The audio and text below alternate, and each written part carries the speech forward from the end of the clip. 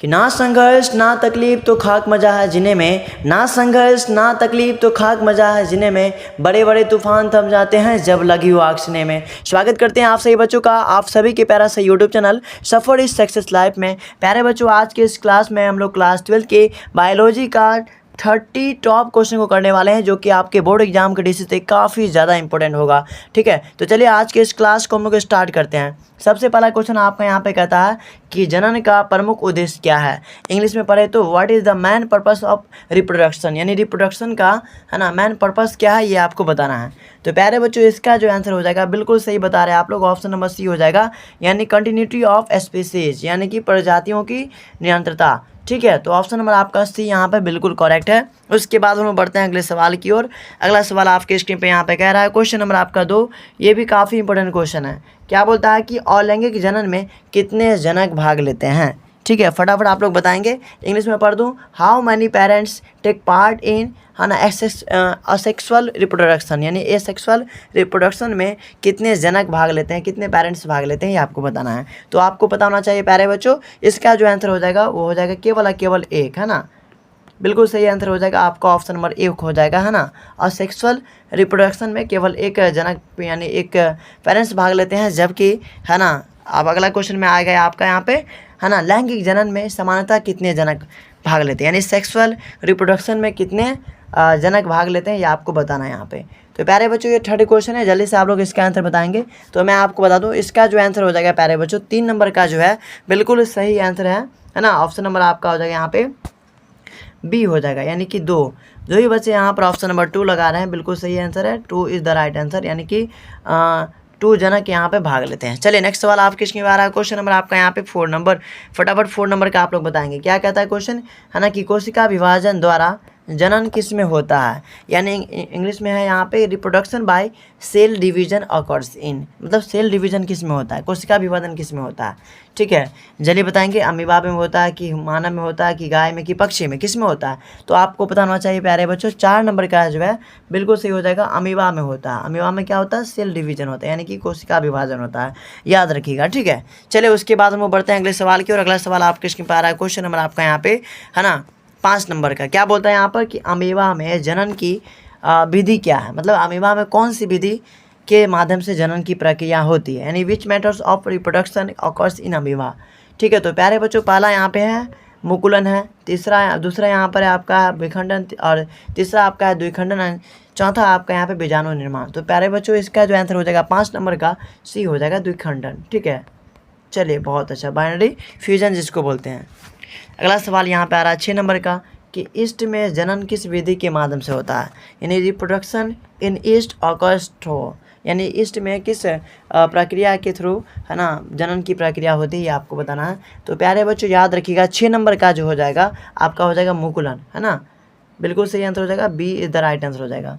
चलिए बहुत अच्छा, अगला सवाल यहाँ पे आ रहा है, क्वेश्चन नंबर आपका यहाँ पे 7 नंबर, कि हाइड्रा में जनन किस प्रकार होता है ना। हाइड्रा में जनन किस प्रकार से होता है, तो देखिए पहला मुकुलन है, बीजाणु है, उसके बाद द्विखंडन है, तीसरा आपका क्या है यहाँ पे लैंगिक जनन है। तो याद रखिएगा हाइड्रा में भी क्या होता है, तो मुकुलन के माध्यम से ही होता है। तो ऑप्शन नंबर आप लोगों का इसका भी ए सही हो जाएगा। ठीक है, उसके बाद अगला सवाल यहाँ पे आ रहा है, क्वेश्चन नंबर आपका 8, कि स्पायरोगायरा में लैंगिक जनन किस प्रकार से होता है, यानी असेक्सुअल रिप्रोडक्शन इन, है ना, स्पायरोगायरा ऑकर्स बाय, मतलब स्पायरोगायरा में, है ना, अलैंगिक जनन किस प्रकार से होता है। तो याद रखिएगा प्यारे बच्चों, 8 नंबर का जो हो जाएगा वो हो जाएगा आपका विखंडन। ठीक है, चलिए बहुत अच्छा, यानी B is the right answer होगा यहाँ पे। नेक्स्ट सवाल आपके इसमें आ रहा है, क्वेश्चन नंबर आपका यहाँ पे 9 नंबर। फटाफट आप लोग आंसर बताएंगे और कमेंट बॉक्स में ज़रूर बताइए कि आपको क्लास कैसा लगा। क्लास का फ्री पीडीएफ लेना चाहते तो आपको वो, है ना, स्क्रीन पर नंबर दिख रहा होगा, उसको वहाँ पे जाके व्हाट्सएप कर दीजिए और अपना नाम बता दीजिए, आपको ग्रुप में ऐड कर दिया जाएगा। ठीक है, चलिए नेक्स्ट सवाल आपका यहाँ पे आ रहा है, क्वेश्चन नंबर आपका 9, कि बीजाणु निर्माण किस में पाया जाता है। ठीक है, स्पोर फॉर्मेशन ऑकर्स इन। तो प्यारे बच्चों यहाँ पर जो है ना बिल्कुल 9 नंबर का आपका हो जाएगा ए, राइजोपस में। ठीक है, राइजोपस में क्या पाया जाता है, तो बीजाणु पाया जाता है, यानी बीजाणु का निर्माण होता है। ठीक है, नेक्स्ट सवाल आपके इसमें आ रहा है, क्वेश्चन नंबर आपका 10, जीवन काल को क्या कहते हैं, यानी what is called life span, यानी लाइफ स्पैन को क्या बोलते हैं। तो यहाँ पे आपको बताना चाहिए प्यारे बच्चों, 10 नंबर का आपका हो जाएगा ए, जन्म से मृत्यु तक का समय को क्या बोलते हैं, लाइफ स्पैन बोलते हैं ना। चलिए बहुत अच्छा, यानी जीवन काल बोलते हैं। तो ऑप्शन आप लोग का ए जो है बिल्कुल यहाँ पे सही हो जाएगा, ए इज द राइट आंसर। चलिए उसके बाद हम लोग बढ़ते हैं अगले सवाल की और। क्वेश्चन नंबर आपका बोलते हैं यहाँ पे 11 नंबर की, केले में जनन किस विधि से होता है, यानी कि बनाना रिप्रोड्यूस थ्रू, बनाना में किस प्रकार से रिप्रोडक्शन होता है ये आपको बताना है। तो प्यारे बच्चों याद रखिएगा 11 नंबर का आपका जो है ऑप्शन नंबर ए हो जाएगा, वनस्पतिक प्रबंधन हो जाएगा। ठीक है, चलिए बहुत ही अच्छा। नेक्स्ट सवाल आप किस पे आ रहा है, क्वेश्चन नंबर यहाँ पे है ना 12 नंबर कि आलू में वनस्पतिक प्रबंधन किससे होता है, यानी वेजिटेटिव है ना प्रोगेशन इन पोटेटोज ऑकर्स थ्रू। तो इसका आंसर प्यारे बच्चों हो जाएगा 12 नंबर का क्या हो जाएगा, जल्दी बताएंगे, B is the right answer हो जाएगा, तना से, स्टीम से। ठीक है, चूँकि जैसे आलू है, ठीक है, तो आलू का हम लोग क्या खाते हैं, तना खाते हैं। जैसे आलू का मान लेते हैं थोड़ी देर के लिए पेड़ है, ठीक है, तो आलू का हम लोग क्या खाते हैं, आलू का हम लोग खाते हैं यहाँ पर तना। ठीक है, यहाँ पर मान लेते हैं आलू का आपका पेड़ है, ठीक है, तो इसका हम लोग जड़ वाला हिस्सा खाते हैं ना, तना खाते हैं, स्टीम खाते हैं। ठीक है, तो यहाँ पर आपका जड़ भी हो सकता है वैसे, लेकिन यहाँ पर प्रबंधन बोला है। ठीक है, खाते हैं हम लोग जड़, लेकिन प्रबंधन यानी कि निकलता है कहाँ से, तो स्टीम से ही निकलता है, यानी एक तना से दूसरा तना निकलता है। तो यहाँ पे आपका स्टीम बिल्कुल सही आंसर, यानी तना सही है। ठीक है, चलिए अगला सवाल यहाँ पे आ रहा है, क्वेश्चन नंबर आपका 13 नंबर कि आम का जीवन काल लगभग कितना होता है, जल्दी बताएंगे। Approximate life span of a mango tree, आम के पेड़ का कितना होता है लाइफ टाइम, ये आपको बताना है। तो देखिए यहाँ पे 13 नंबर का जो हो जाएगा बिल्कुल सही आंसर हो जाएगा, 13 नंबर का सी 100 वर्ष तक होता है, यानी कि 100 ईयर्स इसका जो है बिल्कुल करेक्ट आंसर हो जाएगा जो बच्चे लगा रहे हैं। ठीक है, चलिए उसके बाद नेक्स्ट सवाल आपके स्क्रीन पर आ रहा है, क्वेश्चन नंबर आपका 14 कि वार्षिक पौधे अपने जीवन चक्र कितने वर्ष में पूरा करते हैं, ये आपको बताना है प्यारे बच्चों। ठीक है, तो फटाफट क्या करेंगे, तो इसका आंसर बताएंगे। तो मैं आपको बता दूं प्यारे बच्चों 14 नंबर का जो है आप लोग का 1 हो जाएगा, 1 वर्ष में। ठीक है, यानी 1 ईयर्स में वो अपना वार्षिक ईयर कंप्लीट करता है, यानी annual plants complete their life cycle in 1 years. ठीक है, चलिए उसके बाद अगला सवाल यहाँ पे कहता है द्विवर्षीय पौधे अपना जीवन चक्र कितने वर्ष में पूरा करते हैं, यानी biennial plants complete their life cycle in, तो कितने ईयर में करते हैं जल्दी बताएंगे, तो 2 ईयर्स में। ठीक है, यानी कि 2 साल में, यानी B is the correct answer हो जाएगा। समझ में आ रहा, चलिए बहुत अच्छा। अगला सवाल आपके स्क्रीन पर आ रहा है, क्वेश्चन है हमारे यहाँ पे 16 नंबर कि बहुवर्षीय पौधे कितने वर्षों तक जीवित रहते हैं, फटाफट आप लोग इसका आंसर बताएंगे जल्दी से। ठीक है, तो 16 नंबर का आपका सी हो जाएगा, कई वर्षों तक वो जीवित रहते हैं। ठीक है, उसके बाद नेक्स्ट सवाल आपके स्क्रीन पर आ रहा है, क्वेश्चन नंबर आपका यहाँ पे 17 कि लैंगिक जनन की मूल इकाई क्या है, यानी what is the basic unit of sexual reproduction. ठीक है, सेक्सुअल रिप्रोडक्शन का बेसिक यूनिट क्या है ये आपको बोला जा रहा है। ठीक है, तो 17 नंबर का आप लोग बताएंगे, इसका हो जाएगा युग्मनज, यानी कि zygote is the right answer हो जाएगा, ऑप्शन नंबर ए यहाँ पे बिल्कुल करेक्ट है। उसके बाद अगला सवाल यहाँ पे बोलता है, क्वेश्चन नंबर 18 कि नर युग्मक को क्या बोलते हैं, यानी male zygote is called, male zygote को क्या बोला जाता है, जल्दी बताएंगे आप लोग। 18 नंबर का प्यारे बच्चों याद रखिएगा आप लोग 18 नंबर का B is the correct answer हो जाएगा, यानी स्पर्म जिसको बोलते हैं शुक्राणु बिल्कुल सही आंसर हो जाएगा। ठीक है, चलिए बहुत ही अच्छा। उसके बाद हम लोग बढ़ते हैं अगले सवाल की ओर, है ना। मादा युग्मक को क्या बोलते हैं, यानी कि फीमेल जाइगोट को क्या बोलते हैं, या जीमेंट को क्या बोलते हैं, तो आपको यहाँ पर बताना चाहिए, इसको बोलते हैं ओवम, यानी कि अंडाणु बोलते हैं। ठीक है, तो भी इस द राइट आंसर हो जाएगा यहाँ पे। उसके बाद अगला सवाल यहाँ पे कहता है 20 नंबर, है ना, कि निषेचन के बाद क्या बनता है, what is the form after fertilisation, fertilisation के बाद आपका क्या बनता है यहाँ पे, ये आपको बताना है। 20 नंबर का फटाफट क्या करेंगे आप लोग, है ना, आंसर बताएंगे। तो युग्मनज का निर्माण होता है, यानी जाइगोट का निर्माण होता है, याद रखिएगा आप लोग। ठीक है, option number A the right answer हो जाएगा यहाँ पे। उसके बाद हम बढ़ते हैं अगले सवाल की और। अगला सवाल यहाँ पे कह रहा है, क्वेश्चन नंबर आपका 21, ठीक है, कि युग्मनज किसके संलयन से बनता है, zygote is form by fusion of dash dash.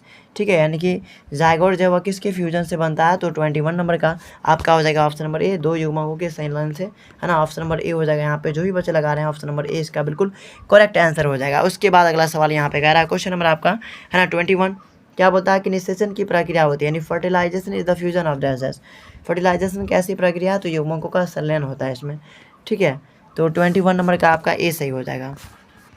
अगला क्वेश्चन यहाँ पे कहता है, ठीक है, इसका आंसर बताएंगे 23 नंबर का, कि अलैंगिक जनन में बनने वाली संतति कैसी होती है ना, offspring produced by asexual reproduction are. ठीक है, जल्दी बताएंगे आप लोग। तो यहाँ से मैं आपको लॉक करके बता देता हूँ, 23 नंबर का 23 नंबर का ऑप्शन नंबर ए हो जाएगा, समान आइडेंटिकल होता है। ठीक है, चलिए बहुत ही अच्छा। उसके बाद यानी कि अलैंगिक यानी असेक्सुअल रिप्रोडक्शन में जो भी संतति ऑफ स्प्रिंग रिप्रोड्यूस होता है उसमें क्या होते हैं, उनके जो गुण होते हैं वो क्या होते हैं, आइडेंटिकल होते हैं, यानी कि समान होते हैं। ठीक है, नेक्स्ट सवाल आपके स्क्रीन पे आ रहा है क्वेश्चन नंबर आपका 24 कि क्लोन कहते हैं किसे। व्हाट आर क्लोन, क्लोन किसे कहते हैं या क्लोन क्या है, तो पता होना चाहिए आपको। 24 नंबर का इसका हो जाएगा ये समान अनुवांशिक संतति है। ठीक है, समान अनुवांशिक संतति को क्या बोलते हैं, क्लोन बोलते हैं। ठीक है, चलिए नेक्स्ट सवाल आपके स्क्रीन पे आ रहा है क्वेश्चन नंबर 25 बताएंगे अलैंगिक जनन का लाभ क्या है, यानी what is advantage of asexual reproduction, यानी असेक्सुअल रिप्रोडक्शन का एडवांटेज क्या है, यानी कि लाभ क्या है, ये आपको बताना है। तो यहाँ पे जो है ना बिल्कुल सही हो जाएगा आपका 25 नंबर का तेज जनन दर, यानी ऑप्शन नंबर आप लोगों का ए सही हो जाएगा। ठीक है, काफ़ी जल्दी इसमें जनन की प्रक्रिया होती है।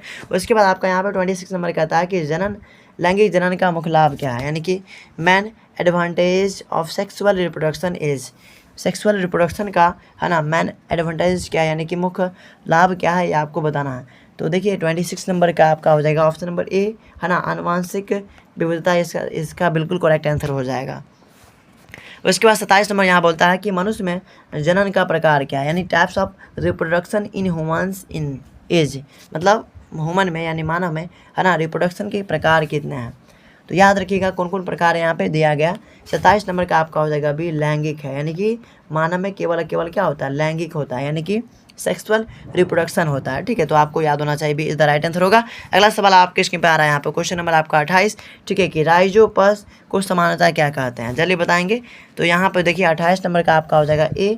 ठीक है, ब्लेड मोल्ड बोलते हैं इसको। ठीक है, यानी blade mould is the right answer हो जाएगा। उसके बाद हम लोग बढ़ते हैं अगले सवाल की ओर। अगला सवाल आपके स्क्रीन पर आ रहा है क्वेश्चन नंबर आपका 29। ठीक है, फटाफट इसका आंसर बताएंगे आप लोग 29 नंबर का। ठीक है, 29 नंबर यहाँ बोलता है कि जीवों की है ना संख्या बढ़ाने की प्रक्रिया क्या कहलाती है ना, यानी यहाँ पे क्वेश्चन कहता है the process of increasing the number of organism is called, मतलब क्या है कि जीवों की संख्या को बढ़ाने के लिए जो प्रक्रियाएं होती है उस प्रक्रिया का नाम क्या है, यहाँ पे आपको बताना। 29 नंबर का आपका हो जाएगा यहाँ पे बी, यानी कि जनन reproduction is the right answer हो जाएगा। जो भी बच्चे यहाँ पर बी ऑप्शन को लॉक किए हैं बिल्कुल सही है, बहुत अच्छा, शानदार। अगला सवाल है आपका लास्ट रहेगा, इसके बाद हम लोग क्लास को एंड कर देंगे। ठीक है, चलिए तो यहाँ पर 30 नंबर क्वेश्चन कहता है आपका कि जनन जीवों का कौन सा गुण है, यानी कि reproduction is which characteristic of living organism, यानी कि कैरेक्टरिस्टिक यानी कि क्या होता है, गुण, यानी जीवों के जनन का जो गुण होता है वो इसमें से क्या है, तो आपको पता होना चाहिए प्यारे बच्चों। 30 नंबर का जो हो जाएगा आप लोग का बिल्कुल यहाँ पे बी सही हो जाएगा। जो भी बच्चे यहाँ पर लगा रहे हैं सॉरी बी यहाँ पर हो जाएगा जीवों का महत्वपूर्ण गुण, बिल्कुल सही आंसर हो जाएगा। जो भी बच्चे यहाँ पर बी ऑप्शन को लगा रहे हैं बिल्कुल आप लोग का यहाँ पे क्या हो जाएगा, सही हो जाएगा। ठीक है, तो इसी के साथ हम लोग आप क्लास को एंड कर देते हैं। क्लास अच्छा लगा तो प्लीज़ कमेंट जरूर कीजिएगा। इस प्रकार के साथ हम लोग मिलते रहेंगे। Thanks for watching.